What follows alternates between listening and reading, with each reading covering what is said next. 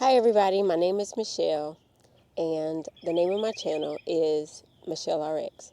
A lot of new subscribers have been asking me, what is your origin story? Why did you do this? Why did you start a channel named MSChelleRx? It's actually kind of neat. MSChelleRx, the MS is because I have multiple sclerosis. The Shell is actually my name. My name is Michelle.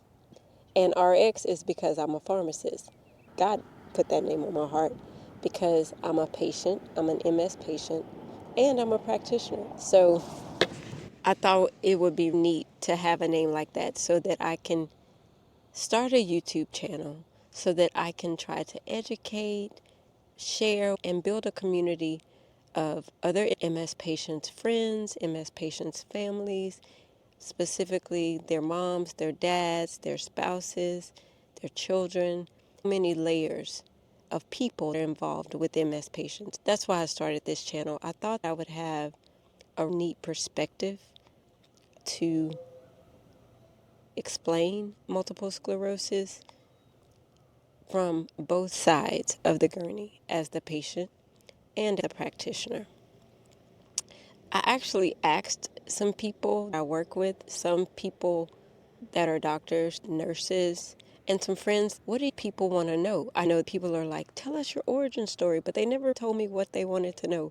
So what I'm going to talk about today is basically the questions that people have asked me. One big question was, how did you know you had multiple sclerosis? How were you diagnosed? That is a huge question. Another thing they asked was, how did you know to look for MS? What happened was I worked for an internet pharmacy.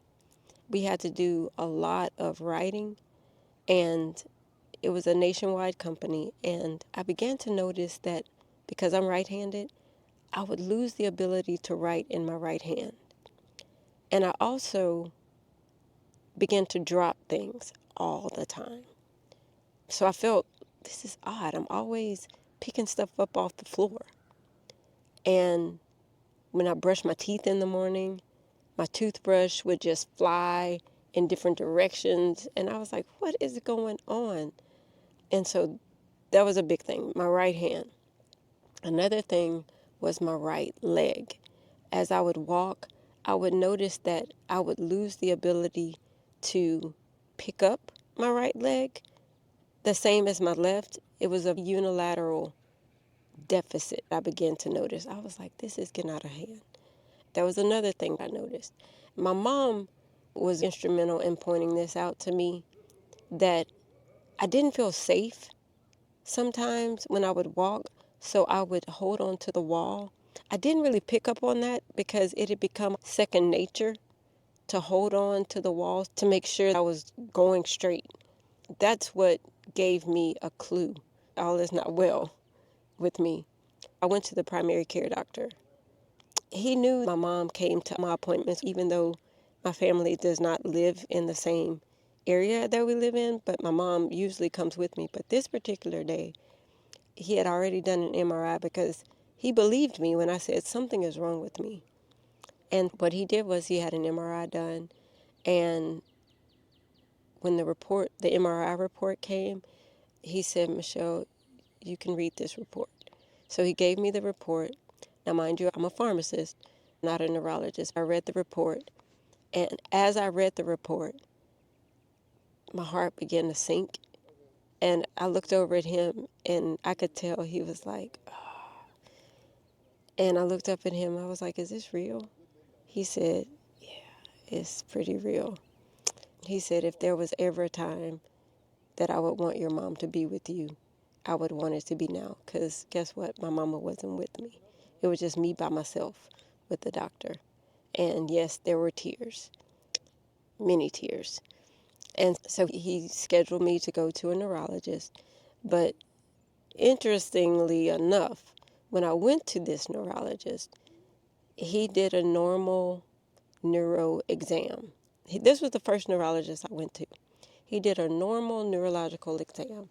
This was my first neurologist appointment, so I didn't know what to expect. Even though I had read this MRI report, this neurologist An MRI report indicated that there were signs of multiple sclerosis.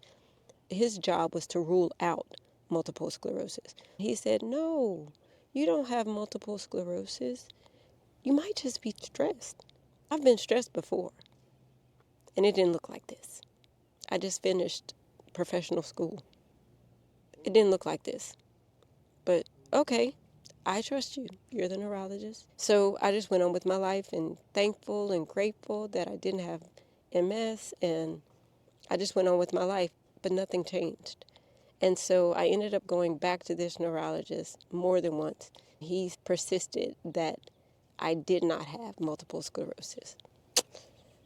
Turns out, yeah, we'll get there. He still persisted that I didn't. And I just did not agree. I was like, something is wrong with me. Either you figure it out or somebody else is going to figure it out. But something is wrong with me. Now, fast forward, we move on through life. And my husband worked Christmas party. And we both went. And while I was there, some friends of ours were there. Her husband is a doctor. But he was on crutches this particular night. And I said, I'll get you a piece of cake. When I went to cut his cake, I'm right-handed. I grabbed my right hand with my left hand to cut. And he leaned over and said, "Michelle, why are you holding your right hand?" When he did that, I knew. I knew as soon as he did it that I had it. It was just a thought. It was just, I knew. Because I'd already seen the MRI report. I already knew how I felt. And by him asking why I was compensating, it confirmed it. He called this the quarter story. He said, "I'm going to do an exam for you, a neuro exam at this party." He calls me over. He has his crutches, makes his way to a table, and he takes quarters out of his pocket. He said, "I want you to move these quarters from left to right with your right hand." I moved the quarters, no problem. He goes, "Okay, do the same thing with your left hand." When I went to move the quarters with my left hand, quarters went everywhere. It confirmed it for me. This was not confirmatory in any way. This was not official. This is a Christmas party that a doctor friend said, "Let me check and see." But he then gave me the name and number of a neurologist that I needed to go see. And I did. He was a neurologist in another part of the city. It wasn't, "Oh, hi, how are you? My name is Michelle. Welcome. Let me do your neuro exam." It didn't happen that way. I went to have the appointment with the doctor. And the next thing I know, I come home from work. And when I get home from work, I have this message on our answer machine. Who has answer machines now? Nobody. But we had an answer machine at the time. And there was a message from another doctor that I've never heard of that said, "Hi, Michelle, this is Dr. blah, blah, blah. You have multiple sclerosis. It has been confirmed. We have a hospital bed for you. See you later this evening." That was a lot to take in. So, the tears started. I'm talking the tears, the ugly tears, the crawl on the floor on my back, waving like a cricket. Just, what is happening to me? Tears. So much so that our dog, Max, he came over and started licking and laying on my face, saying, "Mom, it's okay." I wasn't hearing it. I just could not be consoled. Finally, after I don't even know how much time, I call my husband and I tell him I need to go to the hospital. The doctor from the neurology clinic called and said I am positive for MS, and he needed to come pick me up and take me to the hospital. Eventually, my husband gets home, hugs me, tears start again, and he says, "Just sit here, I'll pack your stuff." He packed my stuff, and we're off to the hospital. A week later, I'm still in the hospital being treated for multiple sclerosis. It was a lot because I'm not a sickly person. It rocked me because I didn't expect it. My family didn't expect it. It was a total shock. But as time went on, I began treatment. I was diagnosed with MS in July 10th, 2001. And Avonex, Copaxone, and Beta-Seron they were the three horsemen at the time. There were others, but those were very useful at the time. Betamethasone, the sub-Q injection that you get every other day. Now, mind you, I am newly married the year before. So my husband and I had to get used to injections, but never had I been in a position where I had to be given medication subcutaneously. I never had to do that until then. But now both of us, my husband willingly decided, of course, I'm going to give you your injections. He's a new husband saying, yeah, I'm going to do this for you. This is the least I can do for you. So yes, the saga begins with us being newlyweds with a new multiple sclerosis diagnosis. And we both were relatively new to our professions. We got married in June 2000. I was diagnosed in July of 2001. But we both started practicing in 1998. So all of this was happening really close together. But we're still married, and it's 25 years later, and it's still wonderful. It's been a journey. It's been difficult. I will not lie to you and tell you that they're dandelions and daisies. No, it's hard. It's hard, very hard. But it's a decision to love each other through all of it and do it together. We learned early that we are each other's keeper. Having multiple sclerosis tested that, but it confirmed that for better or worse. Our worse came earlier than our better.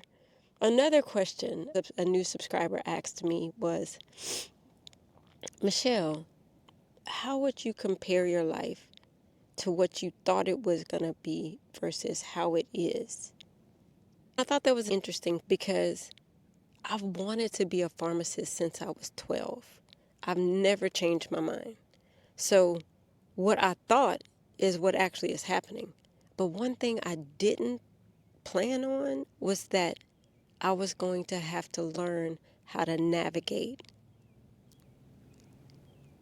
something that would take the wind out of you, so to speak. Multiple sclerosis has many effects mentally, physically, emotionally. Physically, depending on where your lesions are, how long you've had the disease, what therapy you're on, what type of MS you have. There's so many factors that can depend on how you live your life or how MS shows up. For me, MS was hard. My threshold for heat is very low. I can't tolerate extremes of heat. I live in the South. It would be so difficult for me. And that's something that I really struggled with. And you figure out where your soft spots are and learn how to navigate. Another thing you learn how to do is mentally, physically. Physically, things are hard and you have to navigate. Mentally, you don't realize how much you're taking in until you sometimes just are by yourself and you realize this is hard on me. This is really hard on me. But the suffering that you endure makes you better. You don't realize it, but it makes you better. It makes you stronger because you don't realize that you're having to navigate so many things. You have to learn how to walk again, get out of bed, brush your teeth. Sometimes you have to relearn so many things that you may have lost as a result of a relapse. You never know, but it's constant learning how to live well. You have to do that to show up for yourself. One of my colleagues asked me about suffering and suffering for God, and has that affected my relationship with God? Has that affected my relationship with God? I think it's made me closer to God. How did it make me closer to God? Because it's constant. It's a constant dependence. You're constantly saying, literally, with steps you take, Lord, please don't let me trip. Lord, please don't let me fall. Please let me do this. Please let me do that. You get accustomed to having a constant relationship with God, talking to Him, hearing Him talk back, telling you to go this way or to go that way because this way is safer. That's the relationship I have. I can't say this for every MS patient because everybody experiences this differently, but this is the way I experience it. It has made me utterly dependent upon God. Like I can't do anything without Him because it is a literal minute by minute exposure to His mercies. I don't think I would experience that ever presence of God in my life had I not had MS. I don't know what life is like without it anymore because I've had it since 2001. I don't know what life is like without going, Lord, help me. And that's my personal journey with MS. I can say there have been some times when things have happened where we're like, oh my gosh, what are we going to do? We have had those moments, but we've been taken care of. God has taken care of us. Having MS has made me dependent.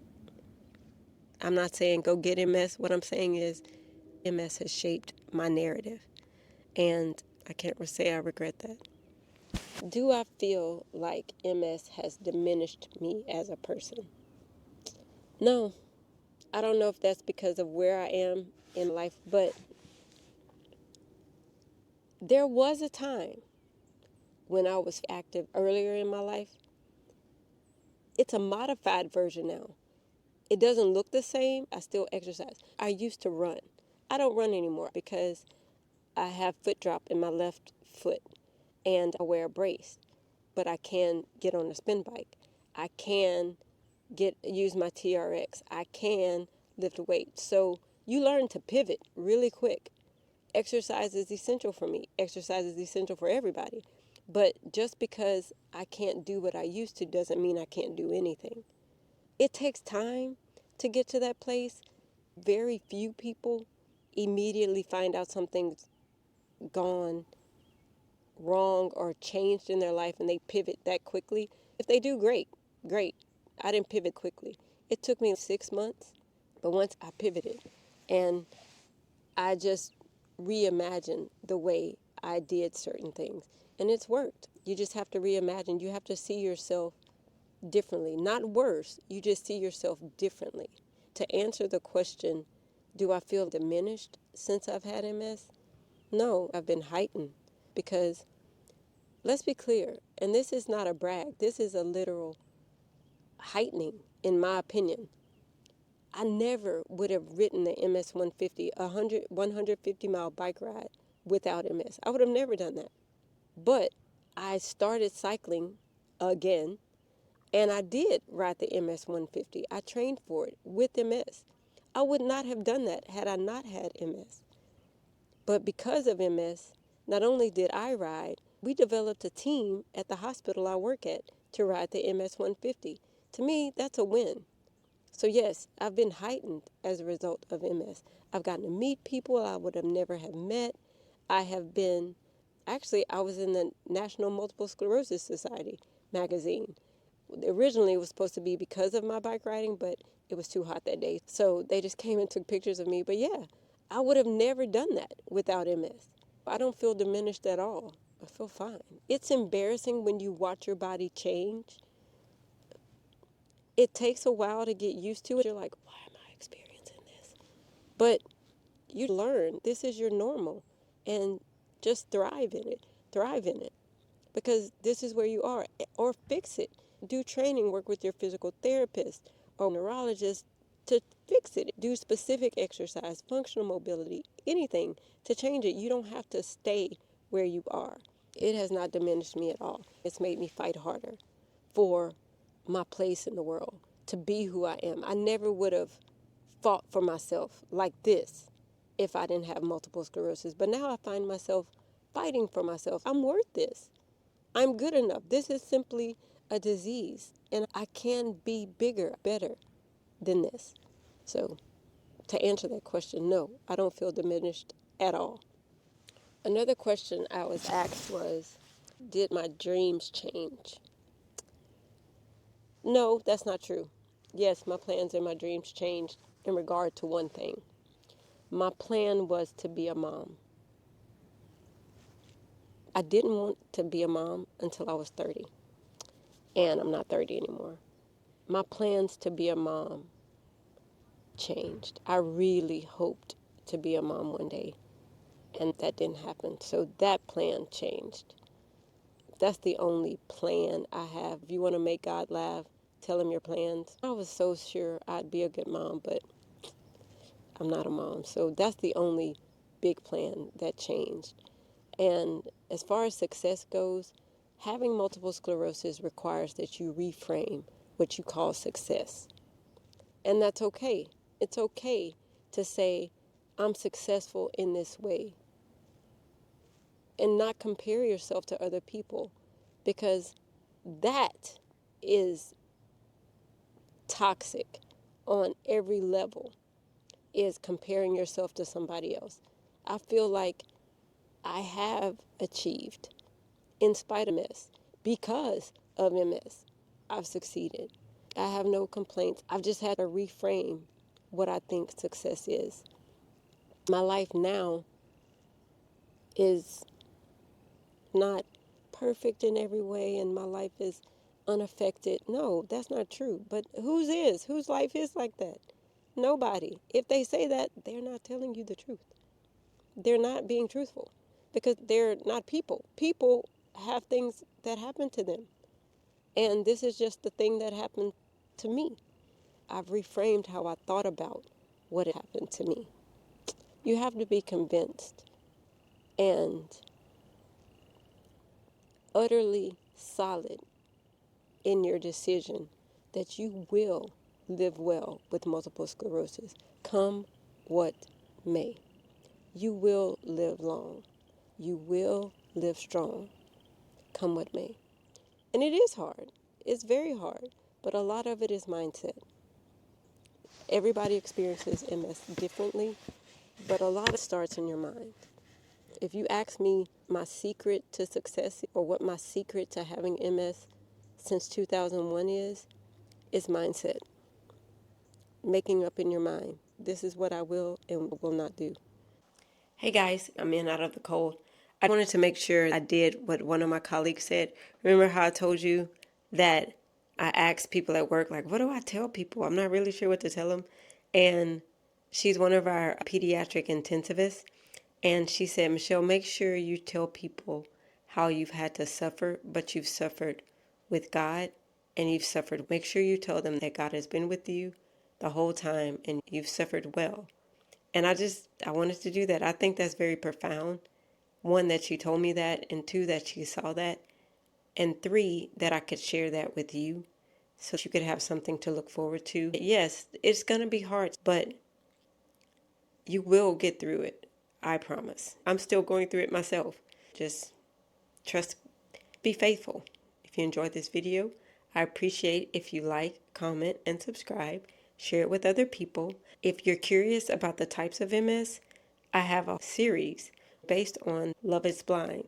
I think you would think they are hilarious, and you're going to learn way more than you think that you're going to learn. So tune in to those. Those should be posted right after this video. Thank you for watching. Have a good evening.